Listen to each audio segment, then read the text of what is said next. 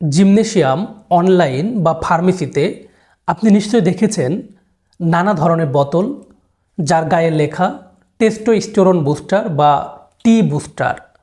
বিজ্ঞাপনগুলো দেখে মনে হয় যে এই সাপ্লিমেন্টগুলো খেলেই রাতারাতি আপনার শক্তি, পেশি এবং যৌন ক্ষমতা অনেক বেড়ে যাবে।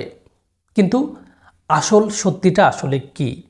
টেস্টোস্টেরন বুস্টার সাপ্লিমেন্ট কি আসলেই কাজ করে?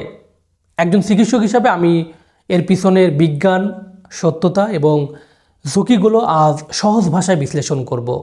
বাজারে কি হচ্ছে আর আপনার শরীরের জন্য এটা কতটা প্রয়োজন, চলুন জেনে নেওয়া যাক।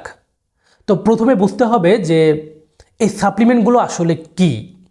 এগুলো হলো প্রাকৃতিক উপাদান, ভিটামিন বা ভেষজের একটি মিশ্রণ, যেখানে zinc, magnesium, vitamin D, D aspartic acid, ashwagandha, maca powder, এল-আর্জিনিন সহ বিভিন্ন প্রাকৃতিক উপাদান থাকে।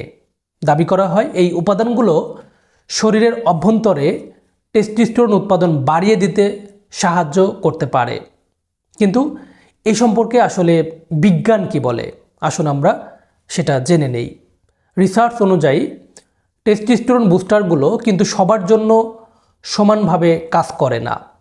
এদের কার্যকারিতা নির্ভর করে একটি মৌলিক বিষয়ের উপর, যাকে আমরা বলে থাকি দ্য ডেফিসিয়েন্সি থিওরি বা ঘাটতি তথ্য।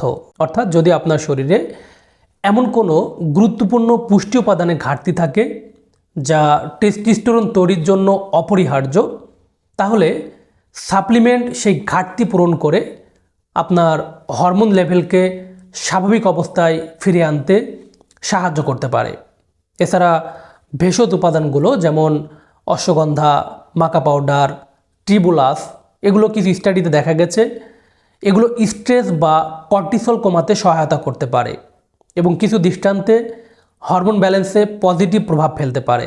অর্থাৎ এমন সাপ্লিমেন্টগুলো আপনার জন্য মডেস্ট গাইড হিসাবে কাজে লাগতে পারে। তবে এই টেস্টোস্টেরন বুস্টার সাপ্লিমেন্ট নেওয়ার আগে অবশ্যই আপনাকে এই সাপ্লিমেন্টগুলোর ঝুঁকিগুলো সম্পর্কে জানতে হবে। সাধারণত বর্তমান বাজারে বেশিরভাগ সাপ্লিমেন্টই এফডিএ বা সরকারি স্বাস্থ্য সংস্থা দ্বারা কঠোরভাবে নিয়ন্ত্রিত হয় না। অর্থাৎ এর মানে হলো বোতলে যা লেখা থাকে ভিতরে কিন্তু সেই উপাদানগুলো থাকে না এবং ভেজাল হওয়ার সম্ভাবনা অনেক বেশি থাকে।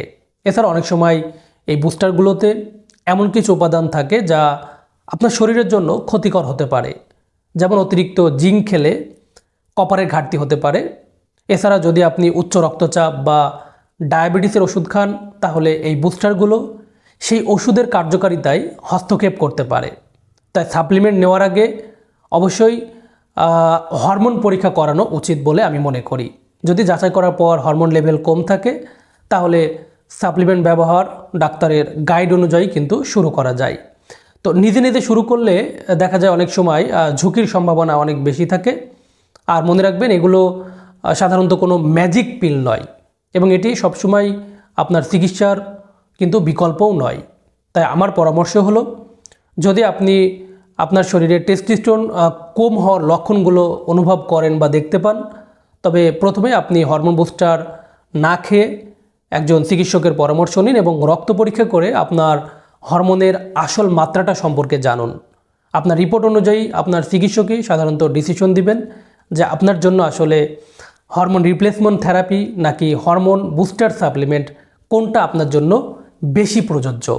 আর এটা ভুলে যাবেন না যে কার্ডিও এক্সারসাইজ, পর্যাপ্ত ঘুম, স্ট্রেস ম্যানেজমেন্ট এবং সঠিক খাবারই হলো কিন্তু আপনার এই হরমোন বাড়ানোর জন্য সবচেয়ে নিরাপদ এবং বৈজ্ঞানিকভাবে প্রমাণিত বুস্টার। সাপ্লিমেন্ট হলো জাস্ট একটা সহায়ক মাত্র, কখনোই কিন্তু এটা মূল সমাধান নয়। তাই নিজের শরীরকে বুঝুন এবং বিজ্ঞানের ওপর আস্থা রাখুন। প্রিয় দর্শক, আজ এই পর্যন্তই। ভিডিওটি যদি ভালো লেগে থাকে তাহলে লাইক, কমেন্ট, শেয়ার করে অন্যদেরকে দেখার সুযোগ করে দিন। সকলে ভালো থাকুন, সুস্থ থাকুন এবং নিরাপদে থাকুন। আল্লাহ হাফেজ।